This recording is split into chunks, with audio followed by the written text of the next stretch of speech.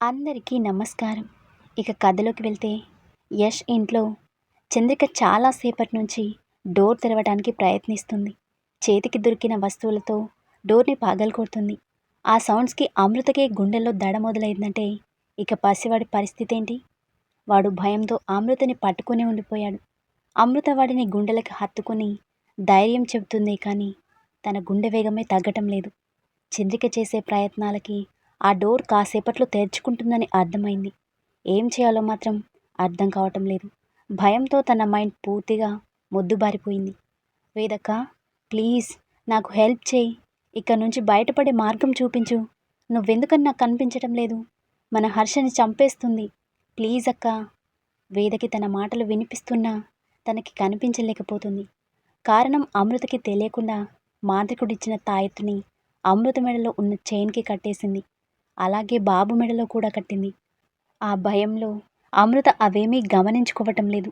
వేద ఆ తాయెత్తు తీయమని అరుస్తూనే ఉంది. కానీ వేద మాటలు అమృతకి వినిపించడం లేదు. ఇద్దరూ పక్కపక్కనే ఉన్న అయోమయ స్థితిలో పడిపోయారు. అమృతని బాబుని చూస్తూ ఏడుస్తూ అక్కడే కూలపడింది వేద. ఏడుస్తూ కూర్చుంటే లాభం లేదని అర్థమై బాబుని ఆ గదిలోనే దాచిపెట్టి దారి వెతకటానికి గది నుంచి బయటికి వచ్చింది. ఎంత వెతికినా ఏ దారి దొరక్కపోవటంతో ఏం చేయాలో తోచక అయోమయంగా చుట్టూ చూస్తుంది. డోర్కి అటూ ఇటూ గ్లాస్ డోర్స్ ఉన్నాయి. వెంటనే ఒక ఆలోచన వచ్చింది తనకి. వాటిని బద్దలు కొడితే బయటికి వెళ్ళే దారి దొరుకుతుంది.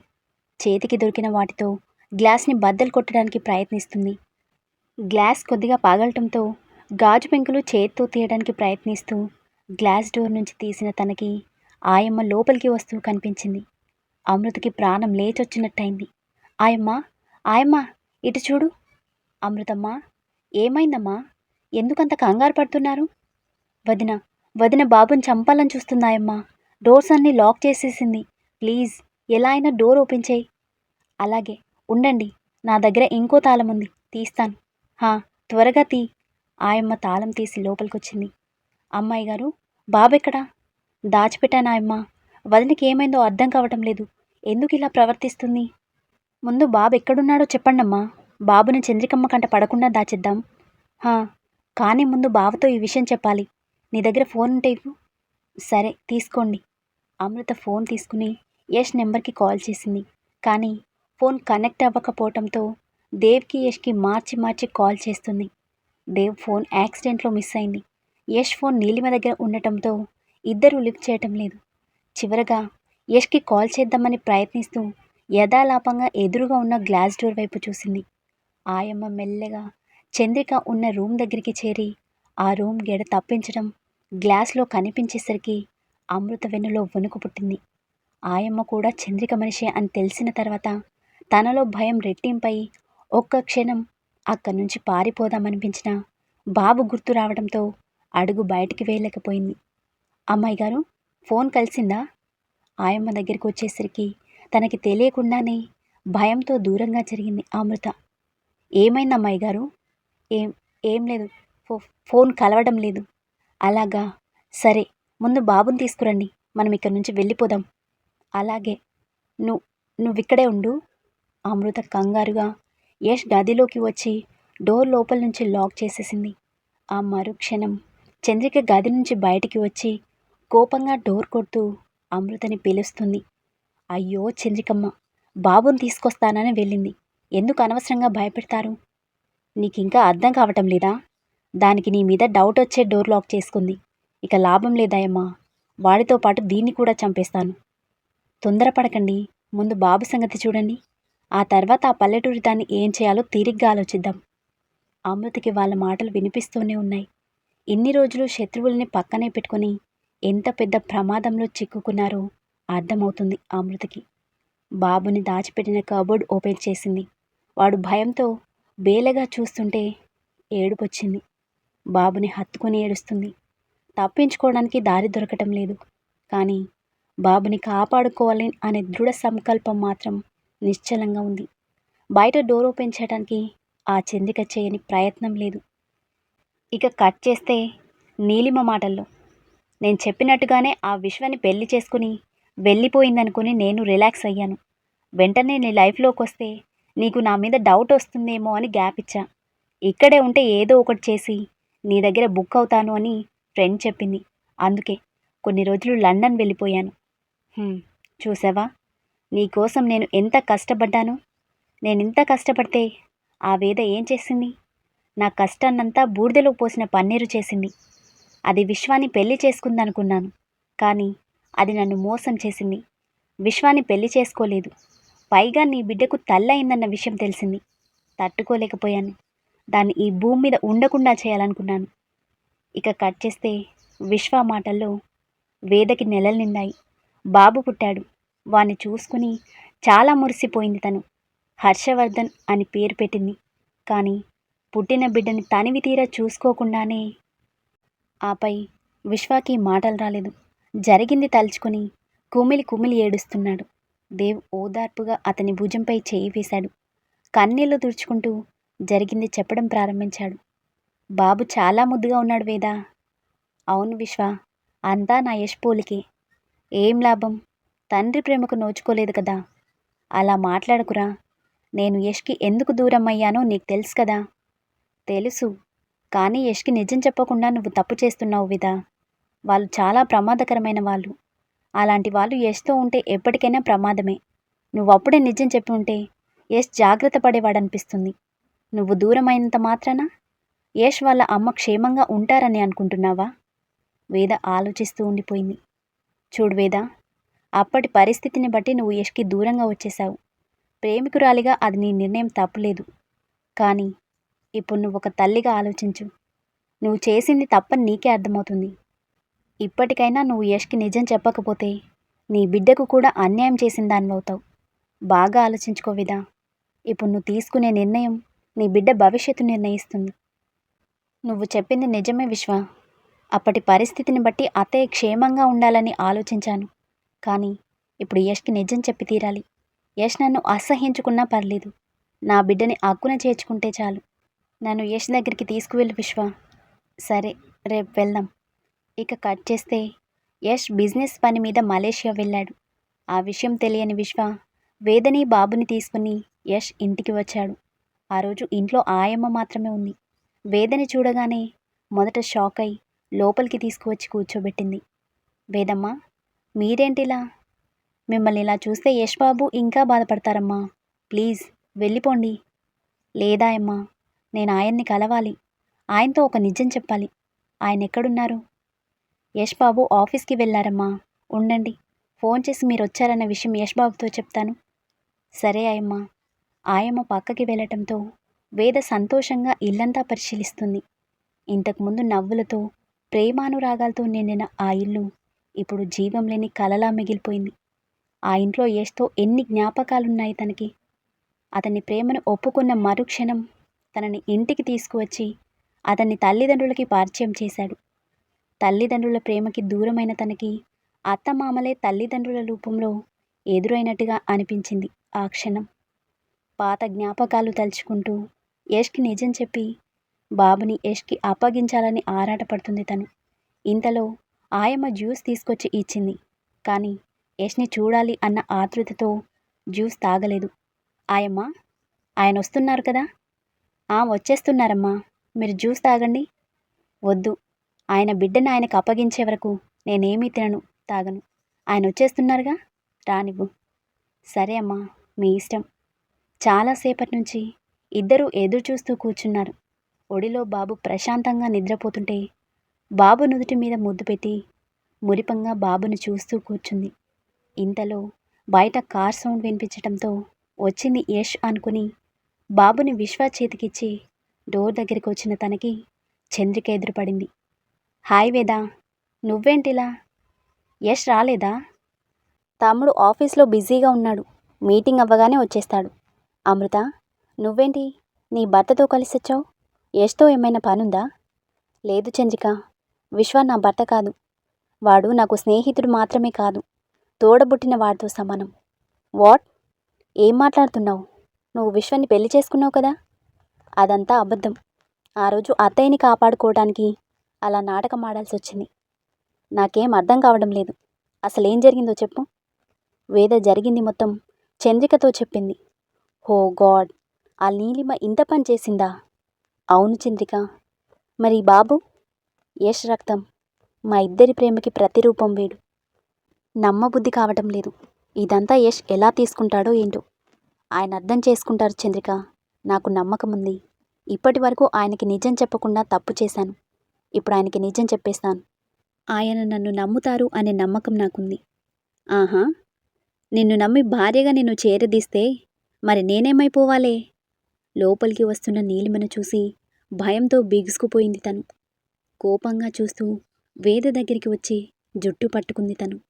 విశ్వ బాబుని ఒక చేత్తో పట్టుకుని వేదని విడిపించడానికి ప్రయత్నిస్తున్నాడు. మరోపక్క చంద్రిక కోపంగా నీలిమని పక్కకి లాగి చెంప మీద కొట్టింది.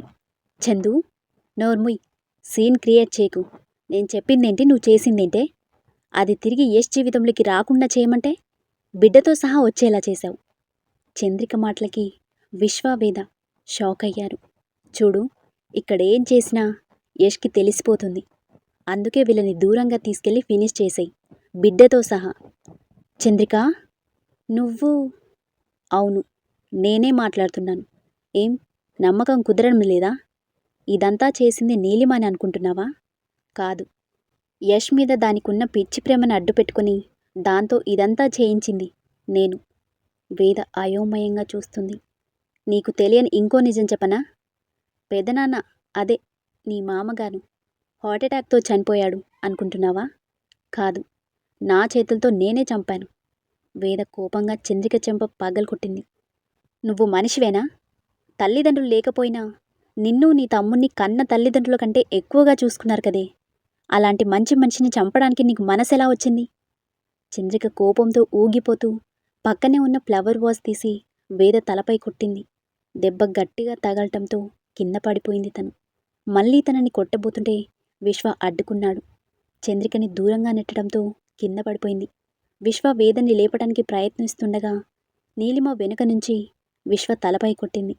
ఒక చేత్తో తల నుంచి వస్తున్న రక్తాన్ని ఆదిమి పట్టుకుని మరో చేత్తో బాబుని గుండెలకి హత్తుకున్నాడు. నీలిమ, దేవొచ్చే టైం అయింది. వీళ్ళనిక నుంచి తీసుకెళ్ళిపో. నీ మనుషులతో పని పూర్తి చేయించు. ఎలాంటి ఆధారం దొరకకూడదు. సరే చంద్రిక, నేను చూసుకుంటాను.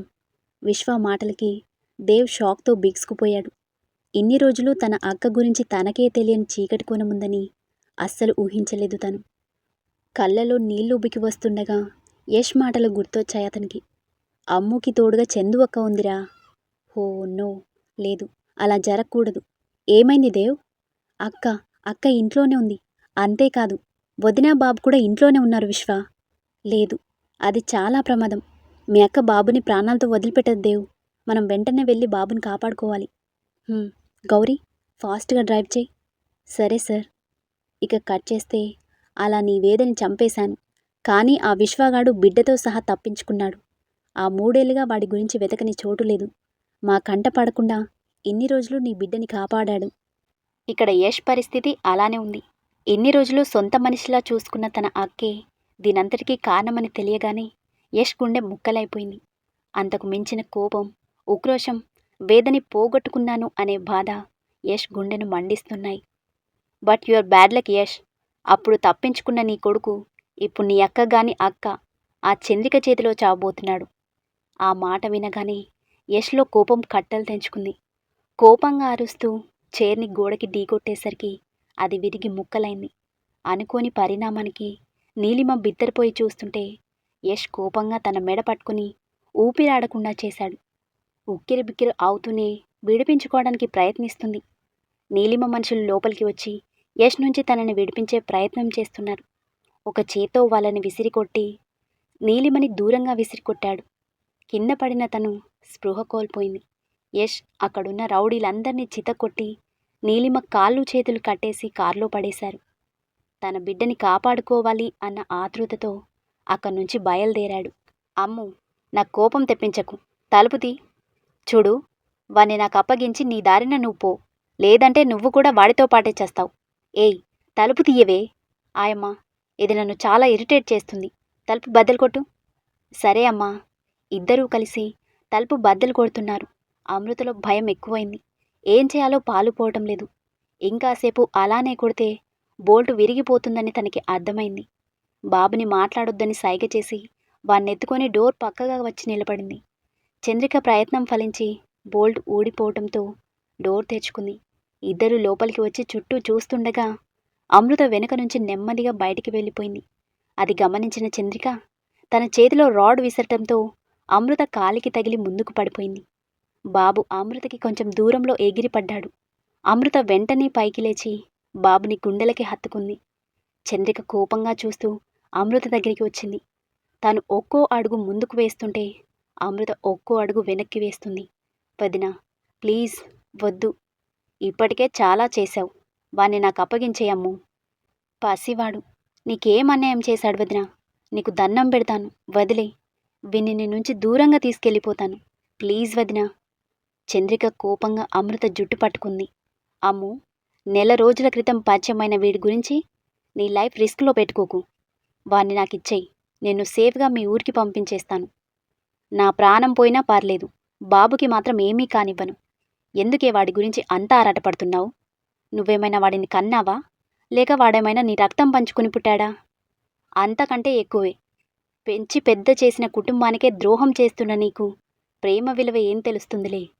ఏంటి, ప్రేమ విలువ నాకు తెలియదా? నాకు తెలియదా? అవును, ముమ్మాటికి నీకు ప్రేమ విలువ, బంధం విలువ తెలియదు. అందుకేగా ఈ కుటుంబాన్ని నాశనం చేయాలని చూస్తున్నావు. ఎవరే నాశనం చేసింది? ఈ కుటుంబమే నా జీవితాన్ని నాశనం చేసింది. అమృత షాక్తో చంద్రికని చూస్తూ ఉండిపోయింది. తన కళ్ళలో బయటికి రాని కన్నీళ్ళు ఇన్ని రోజులు దాచుకున్న పగని బయట పెడుతుంది. ఈ కుటుంబం నీకు నీ తమ్ముడికి జీవితాన్నిచ్చింది, నాశనం చేసిందంటావేంటి? అవును, అదే నిజం. అందరికీ వీళ్ళ విశాల హృదయమే కనిపిస్తుంది, కానీ కరుడు కట్టిన మనసులు ఎవరికీ కనిపించటం లేదు. ఎందుకంటే పెద్ద మనుషులు అనే ముసుగేసుకుని ఎన్ని కిరాతకాలైనా చేస్తారు కదా. అమృత అయోమయంగా తననే చూస్తూ ఉండిపోయింది. నువ్వేమనుకుంటున్నావు? నన్ను దేవ్ని వీళ్ళు ఇంట్లో పెట్టుకొని సొంత వాళ్ళలా చూసుకుంటూ నాకు నా తమ్ముడికి మంచి లైఫ్ ఇచ్చారనా? కాదు, ఏమాత్రం కాదు. వాళ్ళు మా జీవితాల్ని ఉద్ధరించడానికో లేకపోతే మా మీద ప్రేమతోనో ఇంట్లో పెట్టుకోలేదు. వాళ్ళు చేసిన తప్పు బయటికి వస్తే వాళ్ళ పరువు పోతుంది అనే భయంతో నన్ను నా తమ్ముడిని తీసుకొచ్చి ఇంట్లో పెట్టుకున్నారు. ఏమంటున్నావు వదినా? ఈ కుటుంబం నీకేం అన్యాయం చేసింది? హే, అవన్నీ నీకు అనవసరం. బాబుని నాకివ్వు. వదినా, ప్లీజ్. ఈ కుటుంబం వల్ల నీకు అన్యాయం జరిగింది నిజమే కావచ్చు, కానీ దానికి వీడికి ఎలాంటి సంబంధం లేదు. నీ పగా ప్రతీకారాలేమైనా ఉంటే బావతో తేల్చుకో.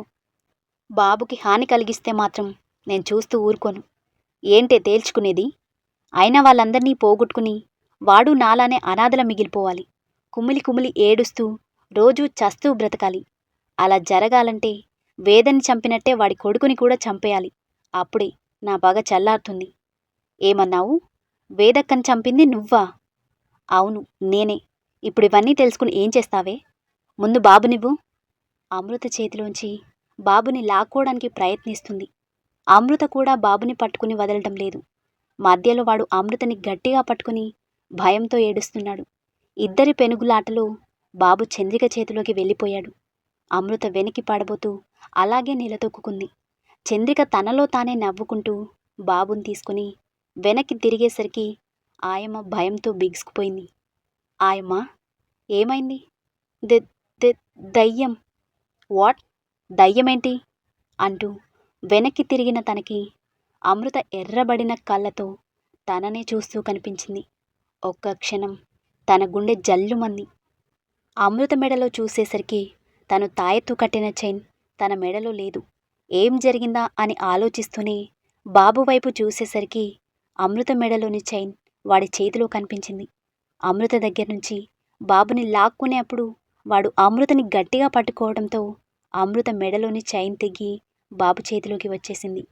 అవకాశం కోసం ఎదురు చూస్తున్న వేద ఆత్మ తాయెత్తు అమృత నుంచి దూరం అవ్వగానే తనలో ప్రవేశించింది. చంద్రిక కూడా భయంతో వెనకడుగు వేసింది. అమృత కోపంగా తలెత్తి చూసేసరికి పెద్దగా గాలి వీస్తూ డోర్స్ అన్నీ ఓపెన్ అయిపోయాయి. గాలికి గట్టిగా కొట్టుకుంటూ చప్పుడు చేస్తుంటే ఇద్దరి గుండెలు జల్లుమన్నాయి. చంద్రిక భయంతో బయటికి పారిపోవడానికని డోర్ వైపు పరిగెడుతుంది. వెనుకే ఆయమ్మ కూడా. వాళ్ళు డోర్ దగ్గరికి వచ్చేసరికి డోర్ క్లోజ్ అయిపోయింది. అమృత కోపంగా చూస్తూ చంద్రిక దగ్గరికి రాబోతుంటే చంద్రిక బాబుని అడ్డం పెట్టుకుంది.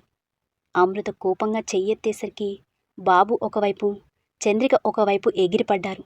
అమృత గాలిలో ఎగురుతూ రెప్పపాటులో బాబుని అందుకుని కిందకి దిగింది.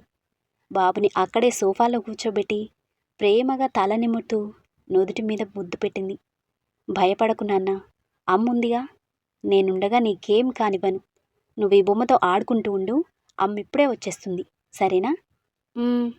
Good boy. బాబుకి బొమ్మలిచ్చి వెనక్కి తిరిగింది అమృత. అప్పటి వరకు అమ్మలా లాలించిన తను ఇప్పుడు ఆదిశక్తిలా కనిపించింది. చంద్రిక భయంతో పారిపోదామని ప్రయత్నించినా తన వల్ల కావటం లేదు. కాళ్ళు అక్కడే బిగుసుకుపోయాయి. అమృత తన దగ్గరికి వచ్చి గొంతు పట్టుకొని పైకి లేపింది. విడిపించుకోవడానికి ప్రయత్నిస్తూ కాళ్ళు గాలిలో ఆడిస్తుంది. ఆయమ్మ భయంతో ఉన్న చోటనే నిలబడి వణికిపోతుంది. అమృత కోపంగా చంద్రికని దూరంగా విసిరికొట్టింది. గోడకి తగులుకొని కింద పడిపోయింది తను. అంతే. వేగంగా తన దగ్గరికి వెళ్ళి మళ్ళీ గొంతు పట్టుకొని పైకి లేపింది. నా జీవితాన్ని నాశనం చేసిందే కాకుండా నా కొడుకునే చంపాలని చూస్తావా? ఏం అన్యాయం చేశామే నీకు? నిజంగా నీకు అన్యాయం జరుగుంటే ఆ పగ నీకు అన్యాయం చేసిన వాళ్ళ మీద చూపించాలి. అంతేకాని నిండు గర్భిణి మీద, లోకం తెలియని పసివాడి మీద కాదు. అసలు నీ పగలో న్యాయం ఎక్కడుందే? ఎవరో చేసిన తప్పుకి పసివాడి ప్రాణం తీయాలనుకున్నప్పుడే అంతులేని పాపాన్ని మూటగట్టుకున్నావు. నీకు బ్రతికే హక్కు లేదు, చావవే. కోపంగా విసిరికొట్టింది తనను. ఈసారి డోర్కి తగులుకొని ఆ డోర్ బద్దలై గుమ్మంలోనే పడిపోయింది. అప్పుడే పోలీస్ జీప్ వచ్చి ఆగింది. మహేష్ తన స్టాఫ్తో లోపలికి రాబోతుండగా చంద్రికని ఎత్తి విసిరేసింది. లోపల గోడకి తగిలి కింద పడిపోయింది తను. మహేష్ లోపలికి వచ్చి తనని పైకి లేపాడు. వదినా, ఆగండి. అడ్డు తప్పుకో మహేష్, దీనికి బ్రతికే అర్హత లేదు, తప్పుకో. వదినా, నాకంతా తెలుసు. దేవ్ ఫోన్ చేసి అంతా చెప్పాడు. మీరు కూలవ్వండి, తనకి చట్ట ప్రకారమే శిక్ష పడుతుంది. లేదు, ఇది చేసిన పాపాలకి జైలు శిక్ష చాలా తక్కువ. నేనే దీనికి సరైన శిక్ష వేస్తాను. మీరు చట్టాన్ని చేతిలోకి తీసుకోకూడదు వదినా, ప్లీజ్ నా మాట వినండి. ఇంతలో దేవ్, యష్ ఒకేసారి ఇంటికి చేరుకున్నారు.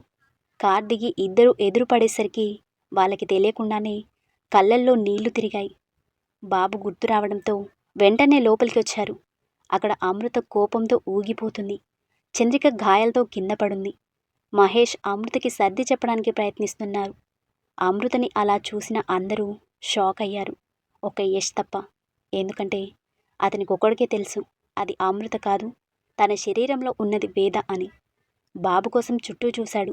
సోఫాలో కూర్చుని కనిపించడంతో రిలాక్స్ అయ్యి బాబు దగ్గరికి వెళ్ళి ఎత్తుకొని గుండెలకి హత్తుకున్నాడు. నా మాట వినండి వదినా. ఎందుకు వినాలి? దీని కారణంగా నా జీవితాన్నే కాదు, ప్రాణాల్ని కూడా కోల్పోయాను నేను. అమృత మాటలు అర్థం కాక మహేష్ అయోమయంగా చూస్తున్నాడు. యష్తో జీవితం గురించి ఎన్ని కలలు కన్నానో తెలుసా? అనాథగా బ్రతికిన నా బ్రతుక్కి పెళ్లితో ఒక కొత్త జీవితం దొరకబోతుంది అనుకున్నాను. కానీ ఇది చేసిన పని వల్ల నా జీవితంతో పాటు నా బిడ్డ జీవితం కూడా ప్రశ్నార్థకంగా మారిపోయింది.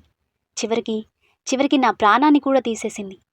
వేద మాటలు యష్ గుండెల్లో ముళ్ళు గుచ్చుకుంటే కళ్ళల్లో నీళ్లతో తనని చూస్తున్నాడు. మహేష్తో పాటు దేవ్, విశ్వ, గౌరీ కూడా అయోమయంగా చూస్తున్నారు. విశ్వ, తను వేదవదినిలా మాట్లాడుతుందేంటి? అదే నాకు అర్థం కావటం లేదు దేవ్. మొన్న కూడా నన్ను కాపాడటానికి వచ్చినప్పుడు ఇలానే వేద మాట్లాడినట్టుగానే మాట్లాడింది. దీన్ని చంపకుండా వదలను, అడ్డు తప్పుకో. వదినా, చెప్పింది వినండి. తనని అరెస్ట్ చేస్తాం. అరెస్ట్ చేసి ఏం చేస్తారు? తల్లిదండ్రుల కంటే ఎక్కువగా చూసుకున్న అత్తయ్య మామయ్యలను చంపేసింది ఇది. వేద మాటలకి అందరూ షాక్ అయ్యారు. యష్ బాబుని కిందకి దించి వేద ఎదురుగా వచ్చి నిలబడ్డాడు. ఏమంటున్నావు వేద? అమ్మ చావుకి కారణం అమృత కాదు యష్, అత్తమ్మ చావుకి కారణం ఈ చంద్రికే. ఆ రోజు అత్తమ్మ అమృతతో ఫోన్ మాట్లాడిన తర్వాత బాధపడుతూ ఉన్నారు. అదే సమయంలో ఈ చంద్రిక నర్స్ రూపంలో వచ్చి అత్తమ్మకి ఇంజెక్షన్ ఇచ్చింది. ఆ తర్వాతే అత్తమ్మ చనిపోయారు.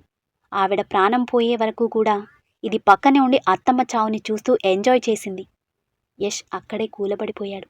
తన ఫోన్లో రికార్డ్ అయిన అమృత మాటల్ని విని అమృత మాటల వల్లే తన తల్లి చనిపోయింది అనుకున్నాడు.